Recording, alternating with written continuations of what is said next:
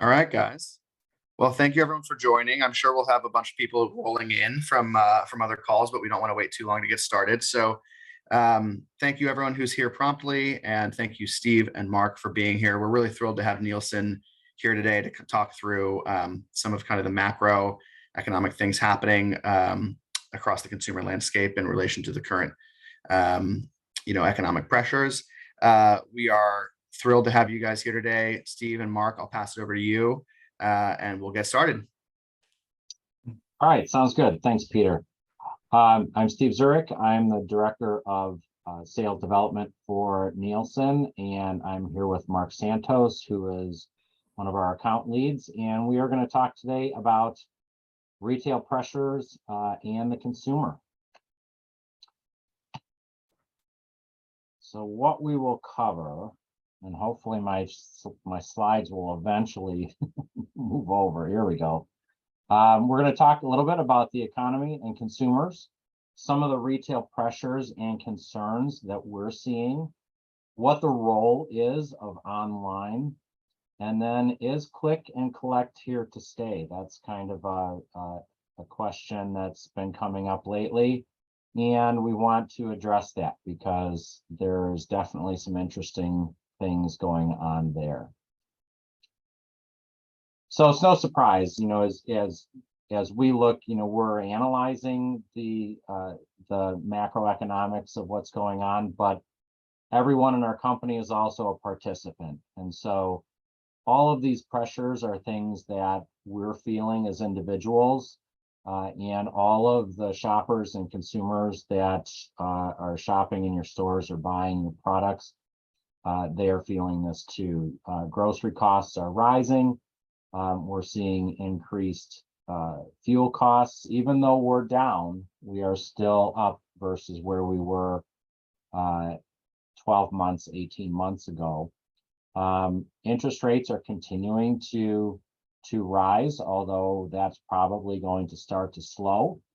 But we can't ignore the fact that supply chains in certain categories are still relatively unstable. And last but not least, we have to understand that even though it feels like in the United States we are not really dealing with pandemic related issues like we had been, that's not the case around the world. And so other ports, other countries are shutting down and have lockdown restrictions. Some of those we're now starting to see those ease a little bit, but that is causing some of this erratic supply chain. And we're consistently looking at things like the Port of Los Angeles and the Port of New Jersey and New York to really see what's going on in terms of shipping, how much stuff is getting off of the docks and onto trains and onto trucks and getting to distribution centers and eventually to consumers. So, those are things that I'm monitoring regularly. I'm seeing a lot of really nice, smooth things that are happening at the moment. But at any one point in time, things can change. Let's level set a little bit on what's going on with the economy. So consumer confidence has been kind of on a steady move downwards. 2 months ago, this number was 107. Last month, it was 103. And now we're at right at 100, which is basically the basis where consumers, they're not feeling great, but they're not feeling poorly either. But the trend is important to recognize because they are starting to feel like there's some systemic things that are going on in our economy. They're feeling the pressures of increased prices. And so their confidence, which is their willingness to spend, is starting to erode a little bit. Unemployment has been really hovering around this 3.7. Sometimes it goes down to 3.5. Now it's back up to 3.7. It's been doing that for 5 months now, 5 or 6 months. This is the number that we need to watch as an industry. it's projected that unemployment is going to be somewhere around 4.4% by the end of 2023. And the reason why shoppers are able to still participate in the economy and absorb the price increases that they're experiencing is because fundamentally, everybody who wants a job has a job. And we are at 3.5, 3.7, that is full employment. What a normal unemployment rate is when we look at long periods and we take out recessions and we take out recoveries, it's about 4.5%, 4.5 to 5.5% is normal. We've been below normal for a while. So while we sit at that level, for the longer we sit at that level, any little change is going to be felt and could feel like a signal that something else is happening to the consumers. It should also be a signal to us because, we do need to manage for that. Savings rate is consistently going down as well, and that's expected because prices are going up. People are dipping into their savings. They're loading back up on consumer debt and credit cards. We are back to pre-pandemic levels in terms of debt load on credit cards. So, all the stimulus money that was here 18 months ago is gone. People are pulling that out of their savings and putting it back into the economy. And then wage appreciation, it's not growing nearly as fast as what's going on in the economy. And in some cases, you could even argue that it feels a little negative in certain parts of the country. But for the most part, it's on a positive path. What makes us feel good in the short term? Well, we do have kind of a short memory in terms of where gas prices were even 6 months ago. We were at $5 and change over the summer. And now actually the new number that just came out is where the average across the nation is about $3.20 a gallon. That's still high. If we remember what it was like in the pandemic, we were in the $2 and change range. So we're still higher than that, but it's feeling better. It's adding money back into our pockets at the rate of about $73 per month per driver. So, if you've got a 2-driver household and you're both using your car a little bit, you've got $140 coming back in your pocket. That's kind of the size of an average grocery bill. The other thing is that we still have a fairly robust job market. We've got 2 openings for every candidate. So that is creating and has created this employment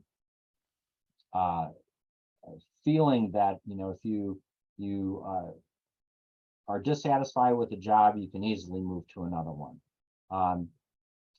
The expectation on that is that as we move into 2023, that'll change a little bit.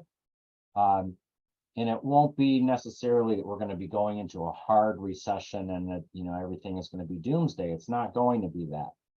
It will feel like a light recession, and most likely what is going to happen is we're just going to feel like, okay, we're not hearing about as many opportunities that are out there in terms of jobs. People aren't necessarily going to be, be feeling like everybody is getting thrown overboard. Although, we do see certain sectors like tech, which is struggling a little bit. It's in the news cycle right now, but generally speaking, we still have a fairly robust job market and we have low unemployment. So that's what's making us feel good right now, as we move into the holidays and into 2023. But when we asked consumers, how do they feel? We don't really have a classic recession that's going on right now. We have an economy that's growing slowly, and every once in a while we do get a negative GDP report. But what Nielsen IQ has done is we've created an index that looks at how consumers are feeling, what the sentiment is, and it's ranked from 0 to 100. And right now, the US consumer as of Q3, 58% feel like we're in a consumer recession. And so what does that mean? That means that, they move, there's a 6 different indicators that we look at in terms of sentiment, rising CPG prices, buying fewer items, shifting to private label, buying on promotion. Most consumers that we're talking to are starting to move into that recessionary behavior. And that's natural. And I would bet that as we get through Q4, and we look at this again, this might actually rise a little bit more. But what does 58% mean, to you? Well, let's put that in context of what it was when we were in a full-blown doomsday kind of recession in 2007 and 2008.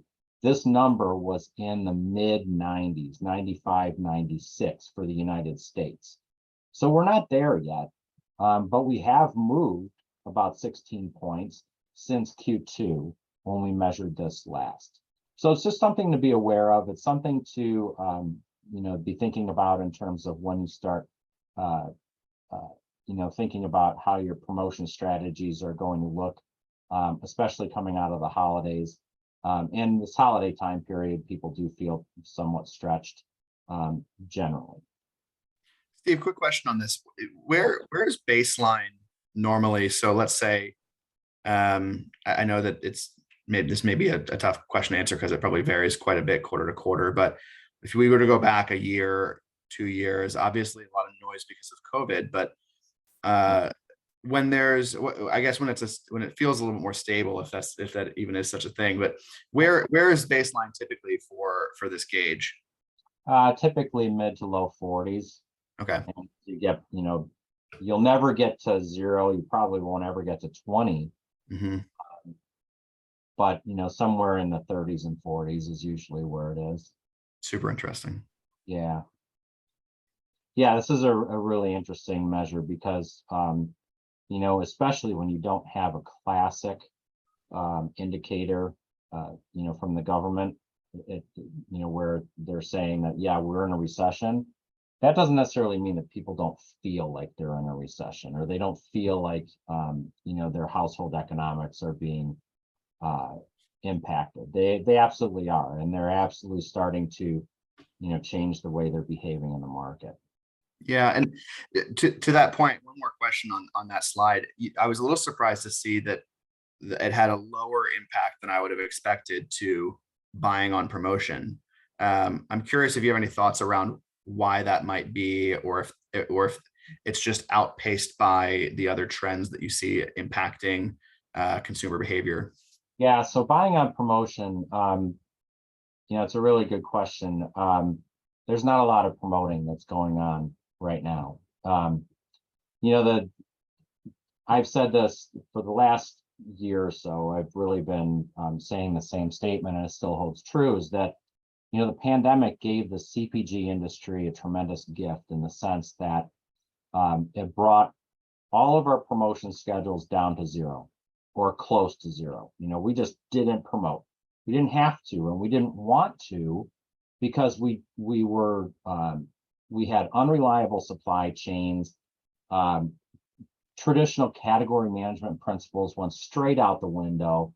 We were just trying to get stuff in the door, get it up on the shelves. A lot of really interesting stuff happened especially in terms of small brands, because the large brands ran out of stuff, and so forced trial was an actual thing, and still is kind of an actual thing, that is allowing small brands to get some face time with shoppers that may have been brand loyalists to a bigger brand, but they just couldn't get it. So we weren't promoting during the pandemic. We're still not really promoting at a very high level relative to what it was like pre-pandemic, because we still have these inconsistencies in supply chain. And quite honestly, consumers are in a mindset right now where they know prices are changing and they know they're going up. And the thing to really be conscious of when you start promoting, or if you're promoting, is make sure that you're moving your promoted price up as well. Because if you don't, and the delta between your base price and your promoted price starts to get too wide, it's putting a lot of pressure on your trade funds. And that's something that, over time is not going to be sustainable. So that's why that promotion number, or that promotion gauge right now looks the way it does. Super helpful context. Thank you. So the other thing that we're seeing in stores is that average items carried is coming down. So during the pandemic, we did see dramatic changes in the items that were carried, and for obvious reasons. Like I stated before, supply chain was overly stressed. We were having trouble with, getting things back on the shelf. And so that's what happened then. What's happening now is more of a rationalization process, because as shoppers moved through the pandemic, they also were exposed to the omni-channel, and they realized that depth of assortment lives online. And they also started to consider different categories that they would have never considered buying online. They realized, hey, those things are out there. And so it's allowing retailers to really step back and say, you know what, how much footprint do I want to have dedicated to breadth of assortment or depth of assortment? When that's at a premium, that space is at a premium. And, quite honestly, if we're going to have slow moving items on the shelf, then let's reallocate. What does that mean for small brands? Well, it's not doomsday, I'll tell you that. What it means, though, is that as a small brand, you have to come into a retailer and you have to tell them a few things that are really important. One of them is that you're bringing a shopper that they either don't have, or a shopper that they have that they want to get bigger. And what I mean by that is that if your brand is, your brand needs to be highly incremental for the category as well. So if you're bringing incrementality, you're bringing a shopper that is either unique or desired by that retailer. And you can also show the value of that shopper in terms of what their market basket size is versus, the average, or versus your competitor's market basket or whatever. If you can show that that person is in the store and they're buying and they're valuable, and hopefully within their market basket, you can pick out some categories that are highly profitable to the retailer, because right now retailers we're going to talk in a few minutes about the different shopping occasions that are occurring. And there's two that we've identified as additions to the other 8 kinds of trip missions that we've been managing to as a industry for years. Retailers need to have a different dialogue, or they're struggling some to have a dialogue with these shoppers that may not actually be making it into their stores. They may be, buying online and it's curbside, or they're just coming in to pick it up and they're leaving. And they don't necessarily want to be promoting those low profit peripheral categories, which are basically fresh produce and fresh meat, which typically have low margins and are very commodity price driven. So, you've got to be incremental, bring in the valuable consumer. And then the last piece, from what I know, prior to Nielsen, I was with GSK Consumer Health, and worked with Walgreens for 11 years. And as a small brand, you have to know the process of the retailer. You have to know the category really well, and be almost turnkey in order to be successful. So what are retailers really worried about? They're worried about holding inventory. I don't think there's a news cycle that's gone by where we haven't heard something about, some of the big retailers like Target and Walmart having inventory concerns, trying to burn some of their, sometimes it's more on the general merchandise side, but it does transcend over into a mentality that's developing on the grocery side, which is if you've got slow moving items, you know, they're managing to a P&L as well. And they need to get those low velocity, low turn items out and get in items that are turning, that are creating profit, that are creating footfall into their stores. And footfall is going to become more and more important, especially as you start seeing, you know, new generations of shoppers coming into the stores that don't know a shopping environment that has never had an online presence or never had a component where it allowed a choice to be purchasing online versus being in the stores. Footfall is going to be very important. So inventory is one, but the thing that I think we feel the hardest is labor. Retail labor is the turnover in retail is second only to the hospitality industry. You know, in 2020, retail turned over at about 55%. Well, in 2021, it turned over a full 10 points higher than that. And in 2022, we may see even a gain beyond that. So what are we seeing, or how are we feeling this as consumers, or how are consumers feeling this? They're feeling it because they don't see employee presence in the stores, or they're asking questions. Sometimes, you know, we'll get I'll just sort of get these anecdotal questions of, you know, there were 5 people that asked me if they could help me in the aisles, but then there was nobody at checkout. Well, you know, there's training issues and things like that are at play there too. But there's also a redeployment of labor that's going across the stores. And what that's doing is they're redeploying those people to order picking for online, for stocking shelves and things like that. And they're forcing shoppers to do more of their own self-checkout. And we're seeing that with a lot of the build outs that are happening at Walmart and Target and even some of the smaller retailers, is they've got a ton of center aisles that are full service, but not very many of those are open. They're forcing shoppers into those self-serve areas because they're trying to redeploy labor. They just can't find labor right now. We're also seeing technology coming in. Some of the technological executions that are going on now, they were started pre-pandemic. You know, there's hardly any off-the-shelf technology that can be implemented quickly. It does have some customization, but there's some pretty neat things that are going on in terms of, you know, it's some of the regional retailers like Meijer and Schnucks, you know, they're partnering with technology companies to, you know, either in robotics or they're plussing up their apps.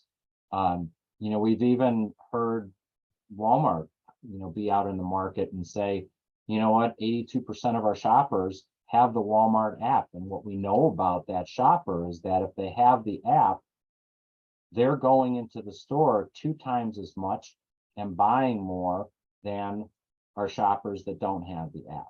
So it's advantageous for retailers to have an omni strategy.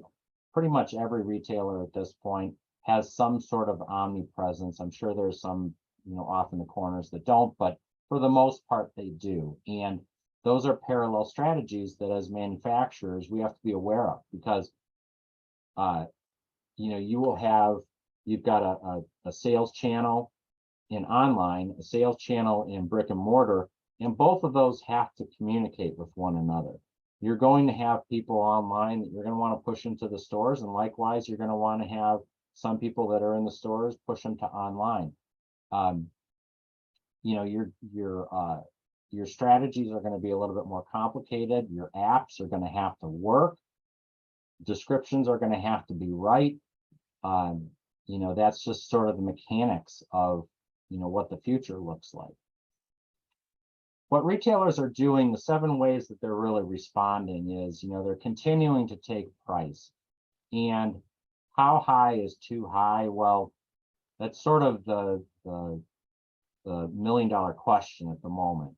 I would argue that too high is going to be, when you start to see the unemployment rate starting to rise a little bit, shoppers are going to start to slow down and demand is going to start to slow down. That's really what, the central bank is trying to do with interest rates. They're trying to make it more expensive for businesses, which in turn affects employment down the line. So I think that, in 2023, we're going to see a leveling out of price increases, just because, I think inflation is going to start to come more in line. And from what the projections that I've seen through 2023, we're going to get more, much closer to a normal level of inflation. Fine-tuning dynamic pricing strategies. Pricing has become very algorithmic, which is good because it holds things to much tighter tolerances, and that does drive profit. Continued investment in technology and automation, both in the front end and the back end. Warehouse automation is happening, it's real. I would encourage everybody to go to an Amazon warehouse and see how that works. It's amazing. They're free tours and they'll do it for anybody. But see where the future is for back-end automation. And then the front-end automation, the most glaring example is the Amazon smart carts.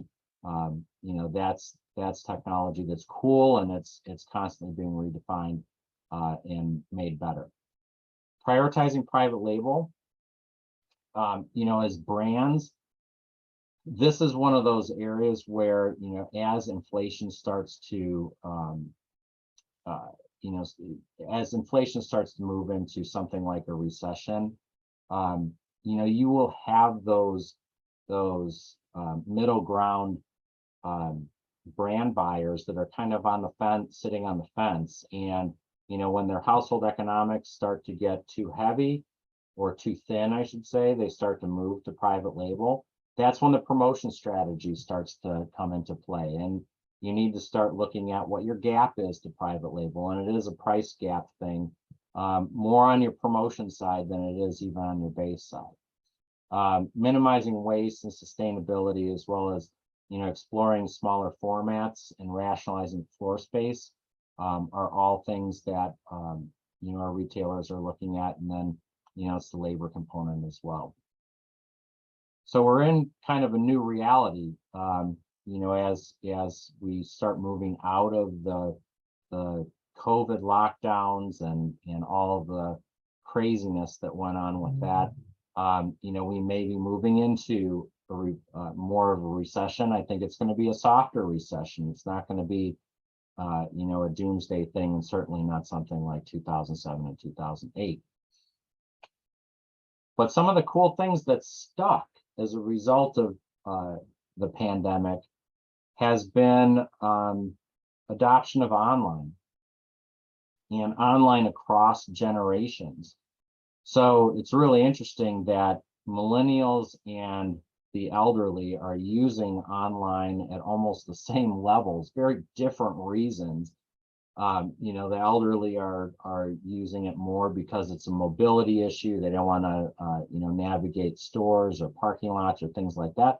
Whereas millennials tend to look at their shopping experiences differently. The everyday shopping, for groceries and things like that. That's not really, something that's that fun. It's not even fun for me, and I'm a Gen Xer, but,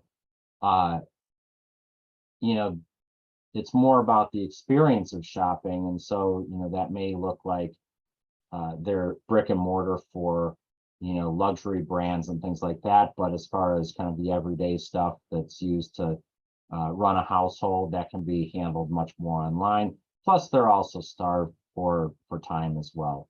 But even, Gen Xers and baby boomers are still really engaged with online. And baby boomers, we can't forget about them. They are the wealthiest generation of these four right now, and they're moving into their retirement years.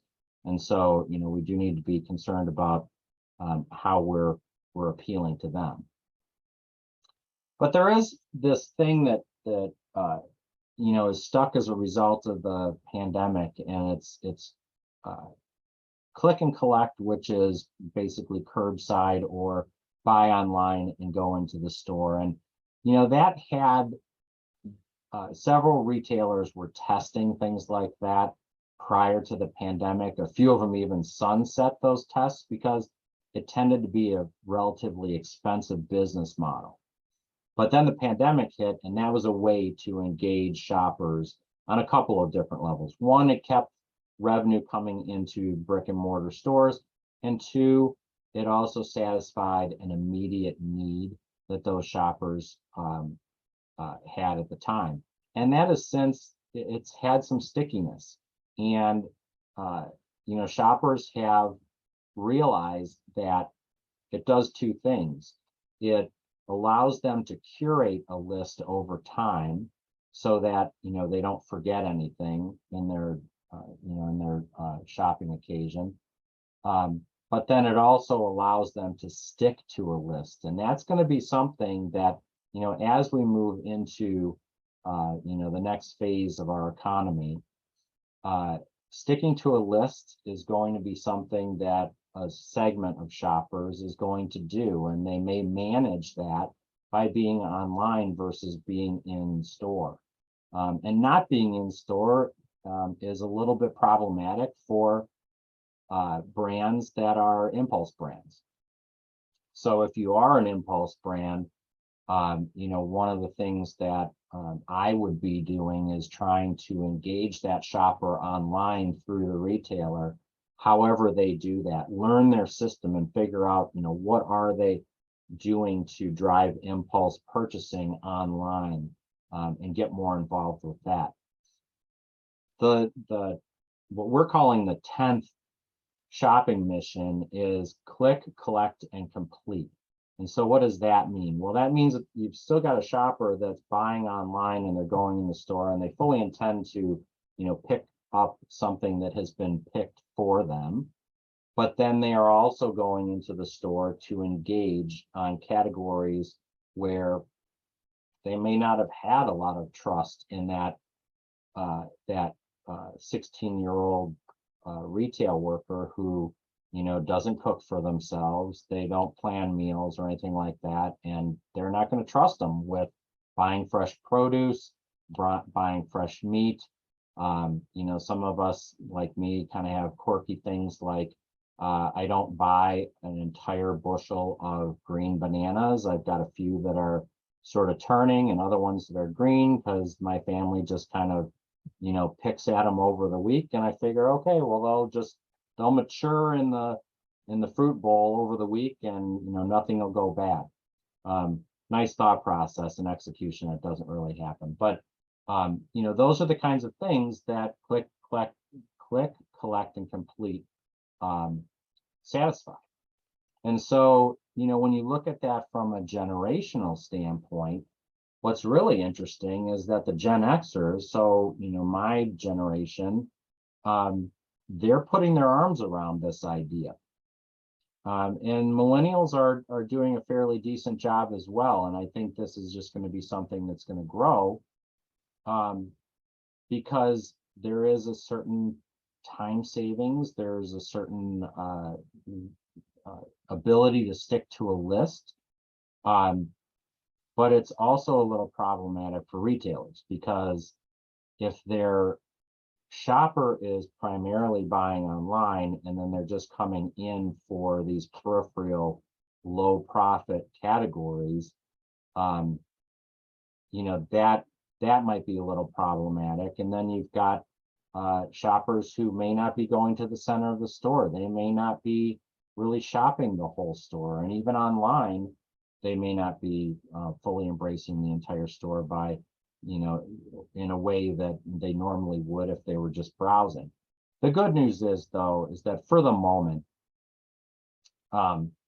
shoppers are saying, what am I doing? What are you doing when you also go into the store, even though you've completed an online purchase?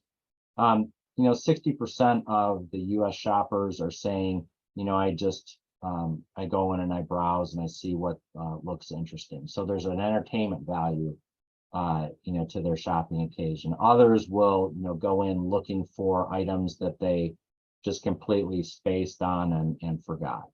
And then the last is they're shopping for specific things that, they didn't want to look for or they didn't want to buy online. And what that's really saying is, I'm going in to buy the stuff that I just don't trust the retailer to pick for me. So, what is that saying? That's saying that there's two parallel trust factors that are happening there. For things that are packaged, that, a shopper will have a reasonable expectation of quality and freshness, that trust lies with the brand. When it comes to fresh meat, fresh produce, random weight kinds of things, the trust lies more with the retailer. So knowing where you are on that continuum is also going to be important, going forward. But, these are the really interesting things that have come out of the pandemic. They're things that we're dealing with now. And, the good thing is that we've got some time before these really start to snowball, but this isn't the time to push off planning for those kinds of events. This is absolutely the time to do that. The other thing I will say is that with the gift that's been given to us in terms of our promotion plans being, brought down to the lowest levels ever for an entire industry, first time in history that's ever happened, this is the time to really bring back your promotions in a very thoughtful way. What do I mean by that? We've had a lot of promotions as manufacturers that, just sort of got built into our plans over a long period of time. And some of those were just not returning on investment. 75%, 72 to 75% of all trade dollars going into the pandemic were not profitable. Now we have an opportunity to redesign all of those plans and bring things back that make sense. So I'm encouraging everybody, redesign your joint business planning process if you can. Understand your retailer's goals. Make sure they understand yours as well, because that will get you to a plan that is going to be mutually beneficial and has a higher likelihood of being profitable and driving lift. Steve, and so with that, yeah. I just want to make sure I heard that right. Did you say 70 to 75% of promo dollars are ineffective, more or less? Going into the pandemic, that's what it was. Yeah. It's a wildly high and as a salesperson, depressingly high number. Well, it is. I mean, you're not going to, if you had an investment advisor that said you have a 75% chance of not making any money on your investment, nobody's going to sign up for that. Right. But as an industry, we did. And, some of that was, it was goodwill building with retailers, and it's fine to do that every once in a while. But, when your plans get so overburdened by things like that, and where you'll really see that is in the lift numbers that you're generating on your items. If you can clearly see a diminishing return, especially if you're running too frequently or too deep, you'll see a diminishing return on your lift. And that's really the point where you have to really say, and make the hard decisions. I don't want to do this anymore because it's not creating anything for my brand. It's not driving incremental sales the way it once had. Yeah. Yeah. And I'll tee you guys up here too. I know one of the tools that I've used has been some of the reporting within Nielsen and Visor around base versus incrementality when looking post promotion. Oftentimes, I would say like it's adopting the mentality of continuous improvement. When you set up a promo plan at the beginning of the year, it's unfortunately the reality that a lot of those promos are not going to be additive. But as you learn your business and learn your category over the course of a period of months and years, hopefully you can kind of key in on what does and doesn't work promo wise. Yeah, and actually, one of the other things that we've looked at by major category is what % of your incremental volume is subsidized. And right now it's really high because there's not a lot of promotions that are going on. So the promotions that are there, it depends category by category, but a lot of them have a very high percentage of those incremental sales that are subsidized, meaning you would have gotten that sale anyway in the absence of a promotion. So if you know that, if you start analyzing your business that way, you can shave off poor performing promotions, very easily, just by doing that analysis. Yeah.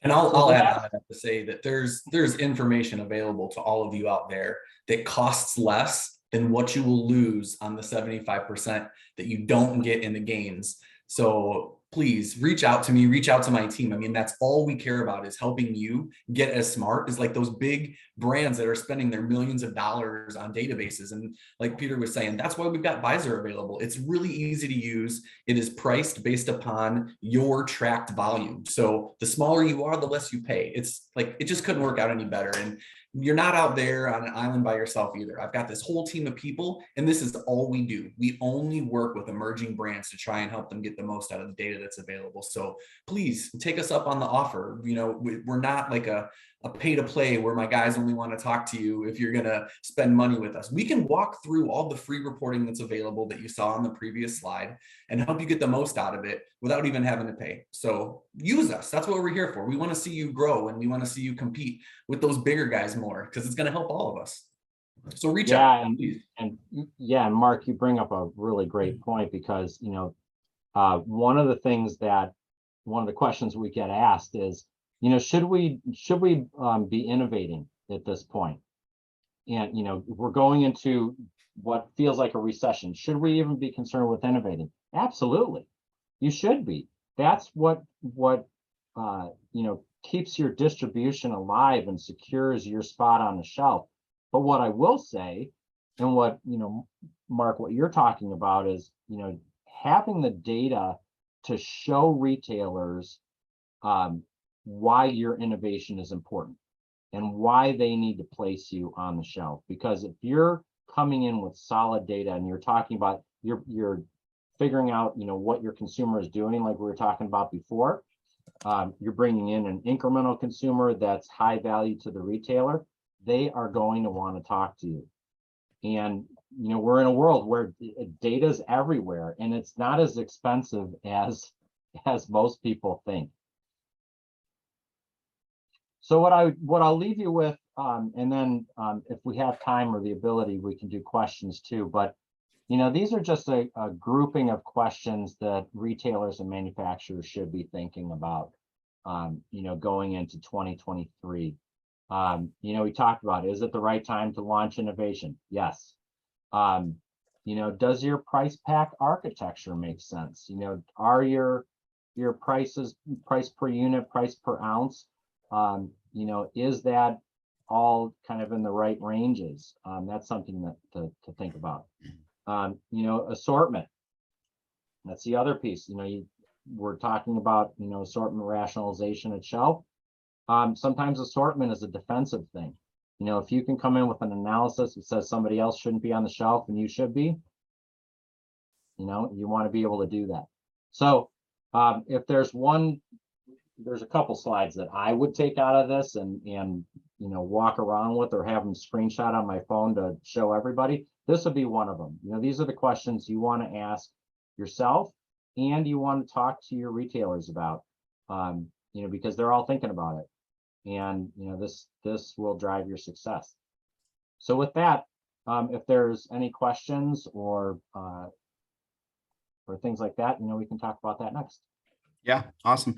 I know there's a question or two that I'll surface here in a moment. And Ganesh, I see that you have your hand raised. If you want to just throw your question in the chat, let us know, and when we'll get to it. But first, I have a question here from Gabby, who's talking about launching a new brand using a super bean as the hero ingredient, and she's wondering, just at a macro level, do new brands have it harder heading into 2023?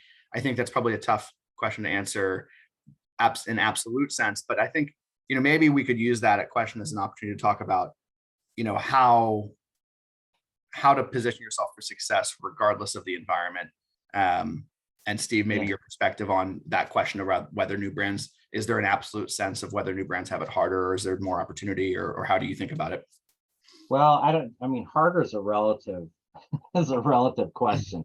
It's never been easy for new brands. It seems like it, when they hit the news cycle. But I think the way to look at that is to really position yourself. What is your point of difference?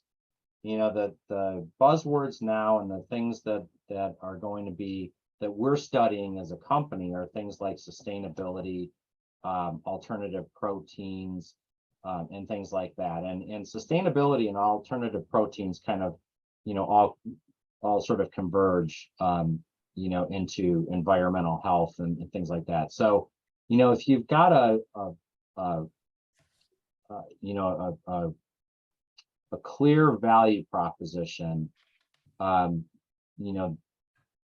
of the things that you can do with our data is you can look at some of the characteristic level data to try and find parts of the market where you might want to play.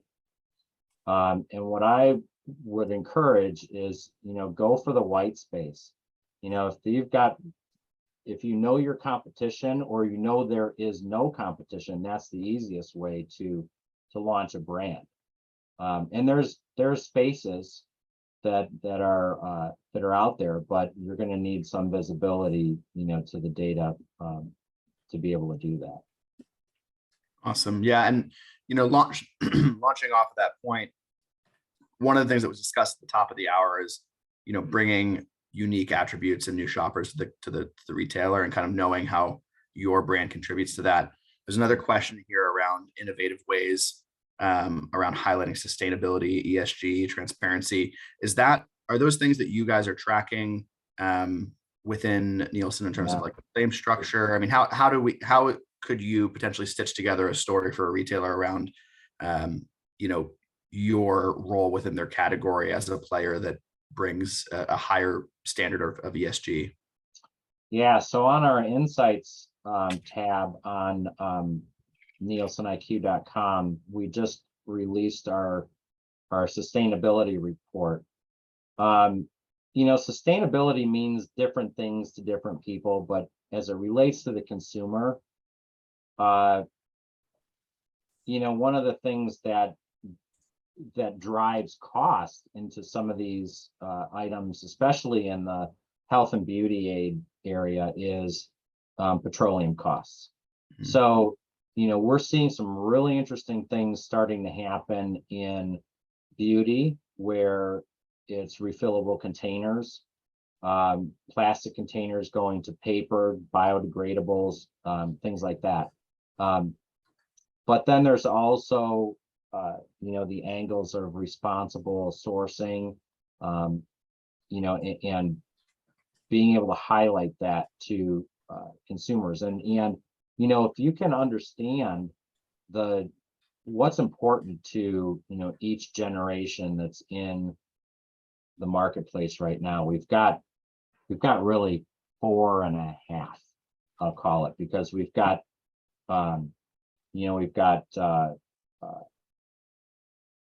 boomers, Gen Xers, millennials, we've got Gen Y, about half of them are purchasing age, and then we've got the elderly. But if you understand what is important to Gen Xers, millennials, and the Gen Ys that are in the marketplace right now, what you'll see is that sustainability gets more and more important as you move through millennials and Gen Xers. And so knowing where your market is and how you're going to position yourself is going to drive to a large degree what your sustainability message is going to be. Yeah, absolutely. Great. We've got another question here from Alejandro. Great question. So how can small brands encourage consumers in a retail environment to move and buy online without tampering with their relationship with retailers, which is a question I have always gone back and forth with in my own relationship with retailers. But I think it's a great question. And you know, I'll expound on what I think Alejandro is asking here as well, which is, you know, obviously taking advantage of the retailer's own methodologies in terms of meeting the consumer where they are, in terms of brick and click and that sort of thing, click and collect. But then, you know, developing a relationship directly with that consumer that expands beyond the four walls of that individual retailer and potentially allows them to, you know, fulfill either D2C or almost retailer agnostically. Any thoughts on that as it relates to retailer relationships specifically? I mean, yeah, I think you know, brands can coexist in both places.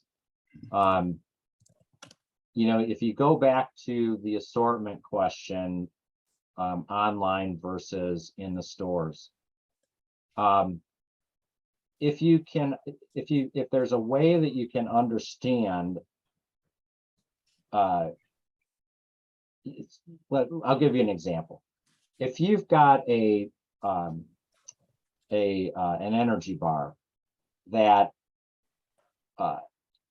the most common or the most desired pack count is a 36-piece box. That box is going to be too large to put on a shelf, you know, because you've got a lot of 8 counts, 10 counts, you know, maybe a 12 count, but you're not going to have a 36 count. That's more like a club pack. But that size could live online, whereas more of your convenience sizes, those 10 counts, 8 counts, 12 counts, those live in stores. So and that goes back to those two different strategies that sort of have to live in parallel. Because, you know, if you're looking, you go back to the inventory question, no retailer wants to hold a lot of inventory. You know, you can even look at that, you know, if you look at all of the options when you're searching for things online, you know, go to walmart.com. Sometimes it's free ship to store. All that means is they don't want to hold the inventory at the store. So if they've got a guaranteed sale that's sitting at that they know is going to be, you know, you're not going to have that go on the shelf and take up shelf space and stuff like that. You know, they'll let that item live online and not necessarily live in the store. So if you've got parallel but complementary strategies for your retailers, for your brand, that's the best possible place to be. But it's going to take some analysis to determine, you know, is that 36 count example, is that something that's going to work in that retailer for that shopper? And that's really where you're playing with your mix and things like that. Got it. Yeah. Another great question here, and then, you know, we're nearing time to wrap up. So if you have any other questions, please get them in now. I like this one about recession. Yeah, take it away, Steve. Yeah. So shrinkflation is absolutely a thing. And I will also tell you that shrinkflation is probably one of the best ways to trash your brand equity, because shoppers know that that's happening, especially if you are in a high velocity, shopped every week item or category. One of the reasons that shoppers are so in tune with inflation is because primarily because of their grocery trips and their gasoline purchases, because those happen at such a high frequency that they're just by proxy, they're aware of price changes and things like that. And the other thing is that it just takes a very simple Google search on the word shrinkflation, and you will get millions of hits. And there are lots of watchdogs that are out there looking at, comparing, sizes of breakfast cereal and, unit counts of snack bars and things like that. Going up or going down in terms of pack size, you could go either way. That's a little bit of a price pack architecture kind of question in a way, because larger pack sizes should have some economy of scale, and for certain households that is going to make sense. And if a promotion pushes a household that may be more in that middle ground to trade up because the price point has now gotten within a gap that it's acceptable for them, they will do that. But for other households, their economies are going to be to go down to a smaller pack size. What my advice would be is don't try to manage to a price point by shrinking your packaging. Communicate. The shoppers that we ask, far and away, they will say, in fact, I think I had a slide in here that I took out. 56% of shoppers who are asked, how do you want a price increase communicated to you? They overwhelmingly say, just do it. Just increase your price. We know it's coming. We know it's a cost of business. Just do it. They did, none of them really wanted shrinkflation. I think only about 14% said, yeah, take a couple of things out and manage to a price point. So don't manage to a price point, communicate effectively, see if your promotion strategy can push somebody into a larger pack size to grab economies of scale, or promote convenience by, going down to a smaller pack size. And that might be your opening price point item. Awesome. Great breakdown. All right. Well, thank you, everyone. Thank you, Steve and Mark, for joining us today. Thank you, everyone who's on the call and stayed through the hour. Really phenomenal conversation and super interesting topic. Fantastic. Thank you for having us. Look forward to doing this again. All right. And everyone on the call and everyone who's registered, you guys will be getting an email with the recording as well as the deck.